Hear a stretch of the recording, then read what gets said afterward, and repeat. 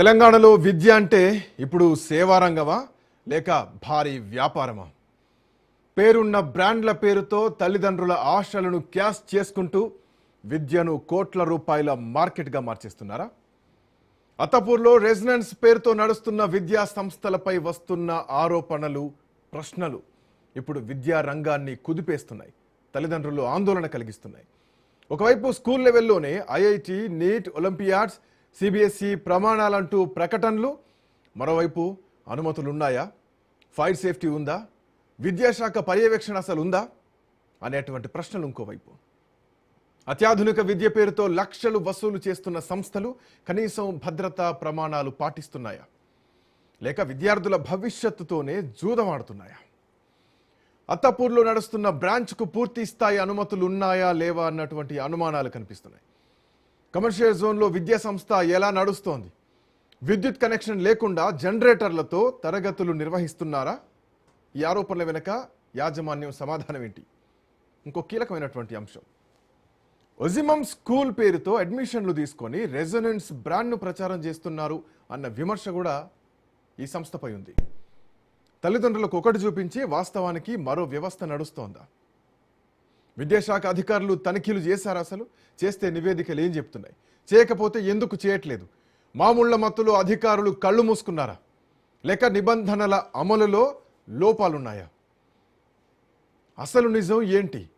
Brand name వెనుక విద్యా నాణ్యత ఉందా లేదా, లేక మార్కెటింగ్ మాయాజాలమా? తల్లిదండ్రుల డబ్బులు, విద్యార్థుల భవిష్యత్తు, ప్రభుత్వ బాధ్యత, ఈ మూడు అంశాల చుట్టూ తిరుగుతున్నటువంటి ఈ వివాదం పైన రెసిడెన్స్ సమాధానం ఏం చెప్తోంది? వాస్తవానికి రెసిడెన్స్ ఐఐటి, నీట్, ఒలింపియాడ్స్ అంటూ దేశవ్యాప్తంగా గుర్తింపు పొందినటువంటి సంస్థ. హైదరాబాద్లో అత్తాపూర్, బోయిన్పల్లి సహా తెలంగాణ రాష్ట్రం మొత్తం కూడా స్కూల్స్ విస్తరించి ఉన్నాయి. అత్తాపూర్ క్యాంపస్ను ఆధునిక సదుపాయాలు, సీసీటీవీ భద్రత, డిజిటల్ క్లాస్ రూమ్స్తో కూడినటువంటి విద్యా కేంద్రంగా ప్రచారం చేస్తోంది. అయితే ఇదే సమయంలో కొన్ని కీలకమైనటువంటి ప్రశ్నలు ఇక్కడ తెరపైకి వస్తున్నాయి.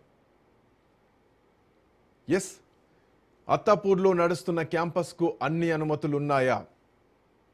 భవన భద్రత పరిస్థితి ఏంటి? ఫైర్ సేఫ్టీ నిబంధనలు పాటిస్తున్నారా? జోనింగ్ నిబంధనల అమలు ఎలా ఉంది? తల్లిదండ్రులకు చూపిస్తున్నటువంటి వాగ్దానాలు, వాస్తవ పరిస్థితులు అన్నీ ఒకేలా ఉన్నాయా? ఇవన్నీ అనుమానాలు వ్యక్తమవుతున్నాయి. లక్షల రూపాయల ఫీజులు చెల్లిస్తున్నటువంటి తల్లిదండ్రులు ఒక్కటే అడుగుతున్నారు, బ్రాండ్ పేరు మాత్రమే సరిపోతుందా, లేక ప్రభుత్వ నిబంధనలు కూడా తప్పనిసరిగా పాటించాలా వద్దా? ఇప్పుడు ఇదే విద్యారంగంలో హాట్ టాపిక్గా మారింది ఈ చర్చ. ఐఐటి, నీట్ కళలను చూపిస్తూ విద్యార్థులను ఆకర్షించే కార్పొరేట్ విద్యా సంస్థల సంఖ్య రోజు రోజుకు పెరుగుతోంది. రెసిడెన్స్ కూడా హైదరాబాద్లో స్కూల్స్ విస్తరిస్తున్నట్టు ప్రకటిస్తోంది. అత్తపూర్లో స్కూల్స్ నిర్వహిస్తున్నట్టు సంస్థ ప్రచారం చేస్తోంది.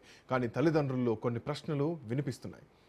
అడ్మిషన్ సమయంలో చెప్పే సిలబస్, బోధనా విధానం, గుర్తింపు వివరాలపై పూర్తి స్పష్టత ఉందా అన్న ప్రశ్న కనిపిస్తోంది. సిబిఎస్ఈ, స్టేట్ బోర్డ్ ఇంటిగ్రేటెడ్ కోర్సుల విషయంలో చాలా గందరగోళం ఉందా? ఈ చర్చ కూడా నడుస్తోంది. విద్యా సంస్థలపై ఆరోపణలు రావడం కొత్త కాదు. బట్ వాటికి విద్యాశాఖ కానీ, సంబంధిత అధికారులు కానీ సమగ్రంగా తనిఖీలు చేసి వాస్తవాలను ప్రజలకు తెలియజేయాల్సినటువంటి అవసరం ఉంది అని విద్యావేత్తలు అంటున్నారు.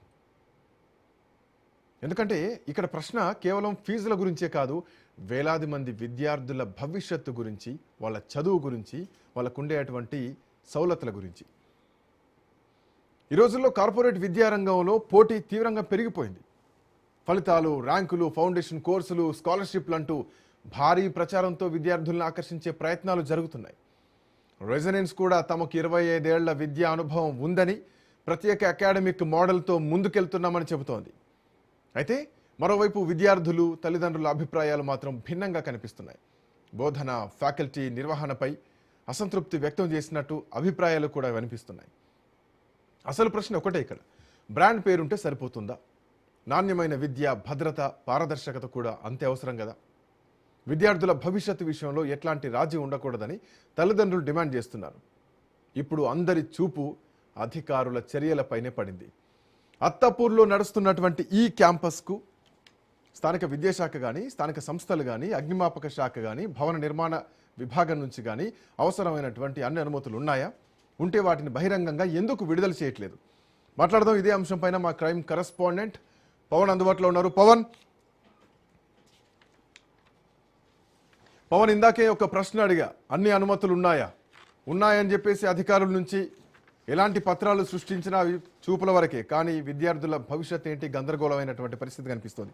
అత్తాపూర్ రెజోనెన్స్ స్కూల్ పైన ఎందుకు ఈ ఆరోపణలు వస్తున్నాయి? వాస్తవ పరిస్థితులు ఏంటి పవన్?